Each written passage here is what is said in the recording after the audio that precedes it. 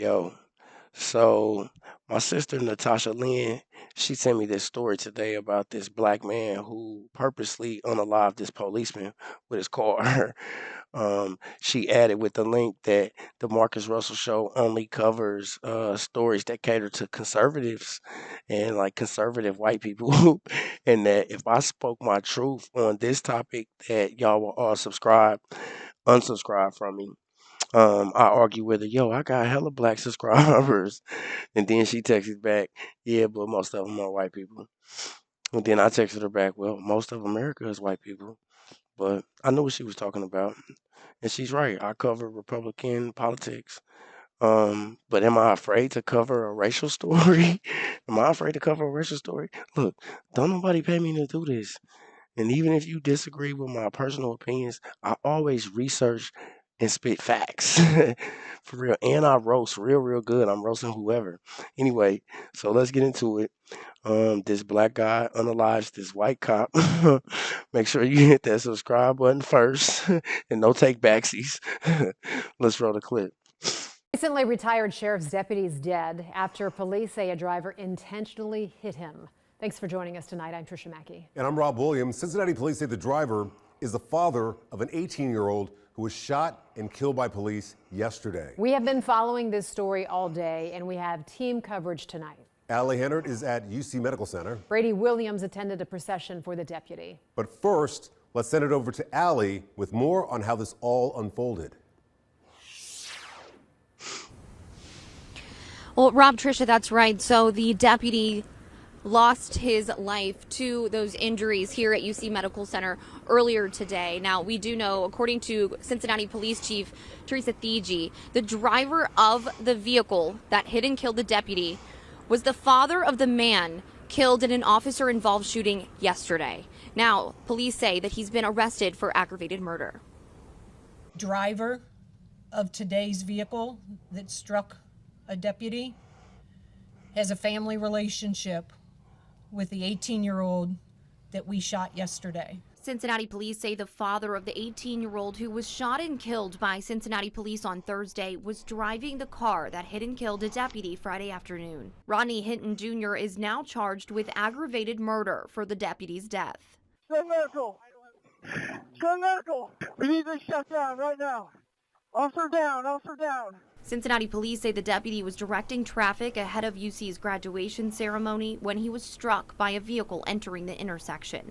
It happened around 1 p.m. at the intersection of Martin Luther King Drive and Burnett Woods Drive near UC's campus. I think what is significant for people to know about this accident is the officer was just out doing his job, directing traffic up near the University of Cincinnati for what was supposed to be a glorious day for many. After two critical incidents in 2 days, Chief Thigi made a plea to the public. Let the processes play out. Let the investigations play out.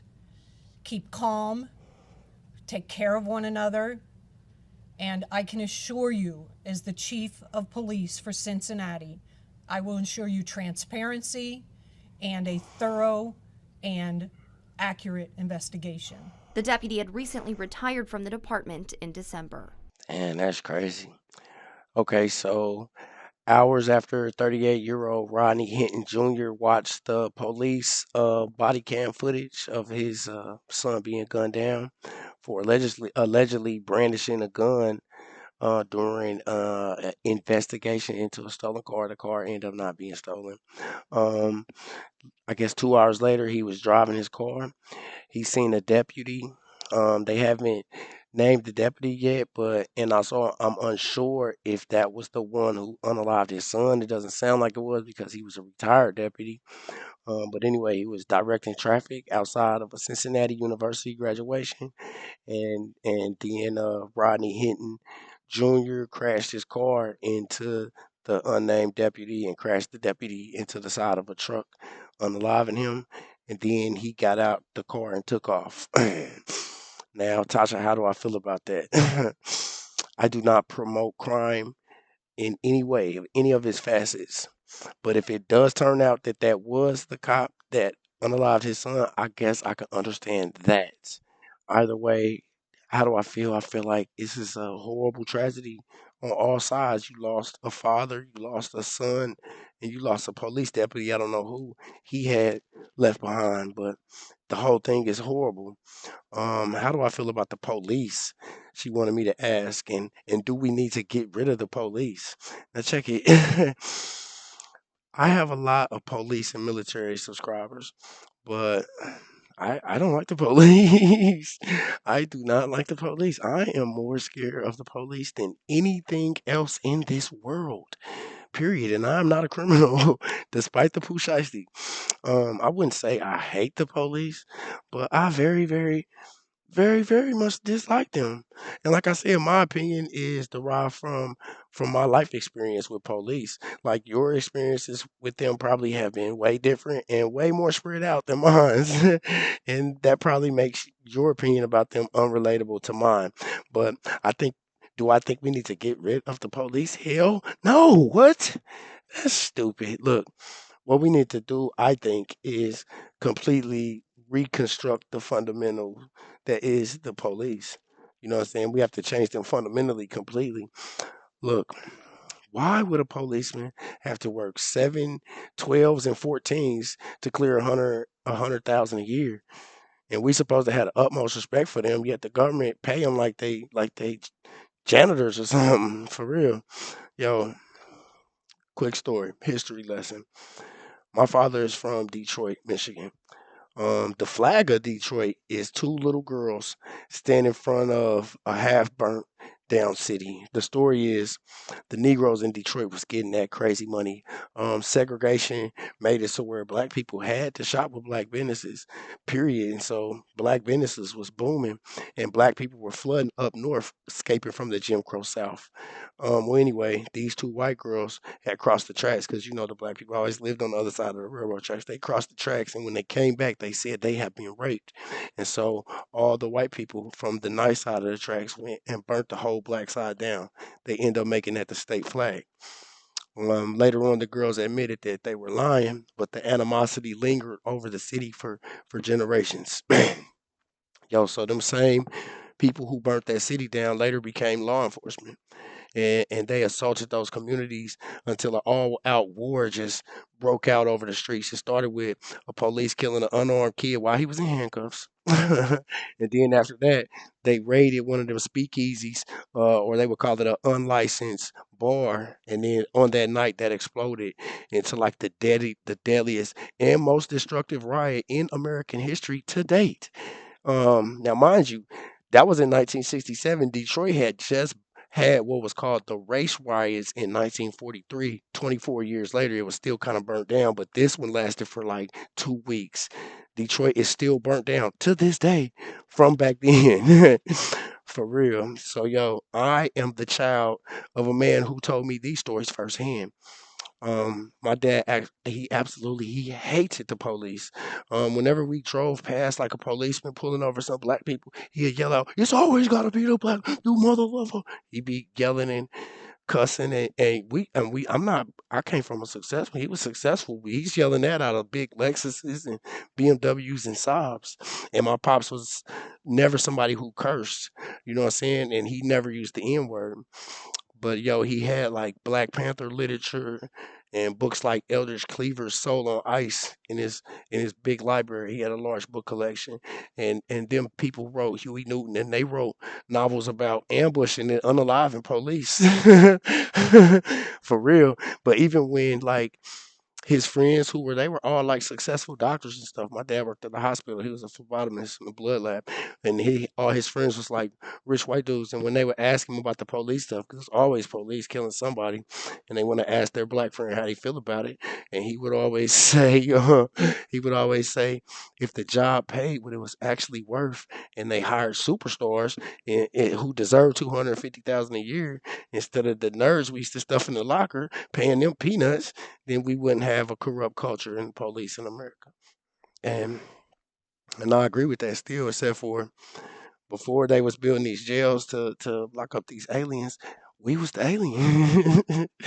They didn't have police in segregated America because they didn't really need police because anybody could beat you or your kids up if you was out here acting unruly. The lottery, which was illegal, literally paid back to community that played it, and then alcohol, which was illegal, and but also all of America drank, made them Negroes literally millionaires, and then them broke ass police hated them for real, and them broke ass police still hate us now because we still getting money. But anyway, they were literally incepted to be like the slave patrol. And deputy and sheriff badges still to this day have not changed, except for they have taken off the two words slave and patrol. The badge is still exactly slave. And slavery, well, after that was over, loitering was illegal, and it was punishable for up to 5 years. So the people that was the slave patrol would just ride around looking for loiterers and then lock them up in what was called a paddy roller. A paddy roller was like a wagon with a cage on top on it. Then more today, like more than 100 years later, we call the van with the cage in it a paddy wagon. It's not a wagon no more, but it was a roller. Now they call it the lingo hasn't changed. You know what I'm saying? And neither has its mission statement. Minimum mandatory sentencing is the law that I am most passionate about, period. It's a matrix that combines crime that escalates a criminal charge to up to 3 times the presumptive, and often with nonviolent drug offenses coming off and even getting more time than more violent crimes. It was written by Joe Biden when he was in the Clinton office. They sometimes even call it the Biden law, for real. Um, they had laws like this for running numbers in the 60s. They had laws exactly like this for alcohol. Ain't that suspicious?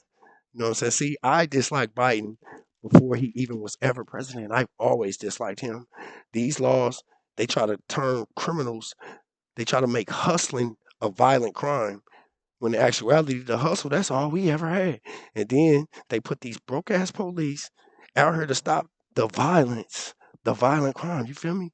And now that the lottery is legal and that alcohol is legal and shit, weed is legal now. Now that all the hustles is legal, you know what I'm saying? Years later, after 50 years of locking us up, they wonder why is there so many generations of fatherless kids, no father figures? Why? For 3 generations, you've been locking them up for hustling. Anyway, in my opinion, we need to decriminalize drugs and pay police like $250,000 a year and change their names, change the names. Let's start calling the police. Let's get a whole new name, change the badges. You know what I'm saying? But it begins with the matrix that governs violent crimes.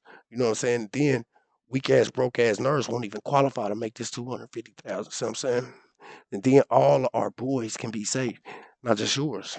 You understand? Because like I said, unless he crashed into the right cop, he should have controlled his emotions. But I'm not just I can't even justify it at all. But God forbid anything happen to mine, because man, ain't no telling how far I might go. And also, like I always say, if they ever get me and it's on camera, at least burn down the Walgreens in my honor. That's the right thing to do. For real. For real. But this is a messed up situation for everybody. And it's unfortunate. And to the families on all sides, prayers on prayers, blessings on blessings to you. Tell me what you think in the comments. That's my truth. My name is Marcus Russell. This is the Marcus Russell Show. Peace.